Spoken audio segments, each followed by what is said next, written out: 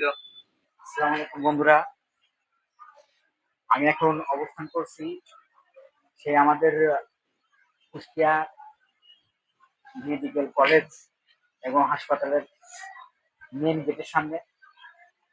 আমার সাথে আছে আমার ছোট ভাই শান্ত এবং আমার ছোট ভাই ফিরোজ। ওদের দুজনকে আমি দেখে নিয়ে আসছিলাম, আমার দাদি খুব অসুস্থ। দাদিকে দেখতে আসছিলাম, সদর হাসপাতালে ভর্তি। আপনারা সবাই আমার দাদির জন্য সবাই দোয়া করবেন যেন দ্রুত সুস্থ হয়ে যায়। শান্ত ভাই, তোমার দাদির জন্য কি বলো? হ্যাঁ, মাসুম ভাই দাদির জন্য আপনারা সবাই দোয়া করবেন। মাসুম ভাই দাদি আজ 2 দিন ধরে কুষ্টিয়া মেডিকেল কলেজে হাসপাতালে ভর্তি হয়ে রয়েছে। আপনারা সবাই মাসুম ভাইয়ের দাদির জন্য সবাই দোয়া কামনা করবেন।